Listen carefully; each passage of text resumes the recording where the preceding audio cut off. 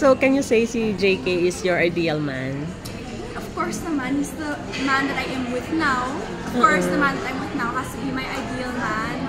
He's very loving, caring, he's of course a musician like me, and we have so many things in common, and he's also, most importantly, my best friend. What is your love language to him? My love language has to be quality time. Siya naman? Siya naman, same. So quality same time kayo. and physical touch. Those are our two top love languages.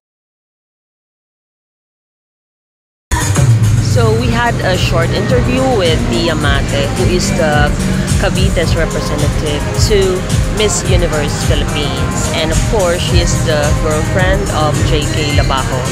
And she's also a musician. Dia, konting interview lang. Feel na nasa ano na tayo, final stretch. I feel very excited, also a bit nervous because it is my first national pageant. But I can't wait to show everyone what Caviteños are about. Ano, no? Sabi pa kay ulit. Can't wait to show everyone what Caviteños are all about. Who spurred you or who encouraged you? Well, I started with music, so I'm a singer-songwriter, music producer, but I've always loved performing on stage. So in a way, that crosses with pageantry. And I've always wanted to help people and advocate for the things that I fight for, and I thought that pageantry would be the perfect platform for that. And also my mom is a big pageant fan, so she really pushed me to try Miss Universe. Okay. Ano nga palang advocacy mo? Anong advocacy So mo? my advocacy is music therapy for mental health, and I also advocate for putting a light on mental health issues as well. Okay. So, sa activities, parang ang dami niyong activities, anong pinaka na-enjoy mo? I think my favorite had to be when we were traveling a lot. So, for example, when we went to Sultan Kudarat, this is my first time in Mindanao. So, I was so grateful for the opportunity to be able to explore the Philippines, and especially that part of the Philippines. And also our trip to Palawan in Alizo with Chulumer. So, we were able to see how their pearls were made and to really enjoy Alizo and how we live.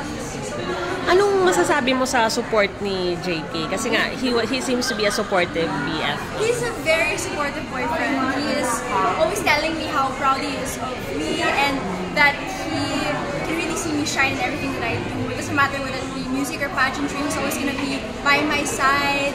If it's a shoulder to cry on for someone or for someone to cheer for me, he's always going to be there. So, hindi naman nag-suffer ang relationship nyo? Kasi napaka-hectic ng schedule mo. Not at all. It's actually perfect for me kasi he's so busy also. So our schedules align in the way na parang we're free at the same time because we're also busy at the same time. Since artista siya, musician siya, we're able to understand each other because of our common hectic schedules.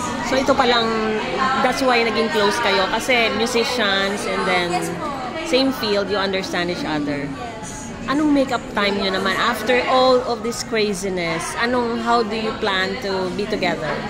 Well, of course, as a supportive girlfriend, I love to go to his shows.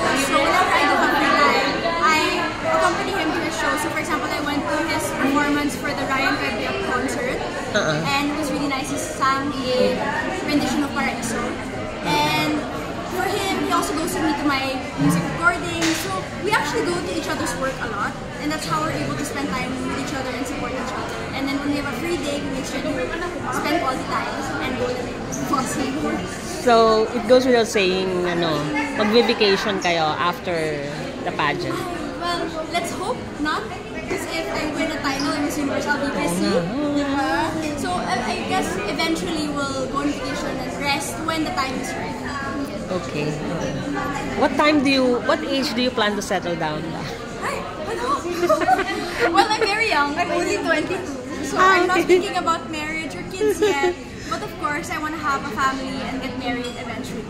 So can you say si JK is your ideal man? Of course naman, he's the man that I am with now. Of course, the man that I'm with now has to be my ideal man. He's very loving, caring. He's, of course, a musician like me. And we have so many things in common. And he's also, most importantly, my best friend.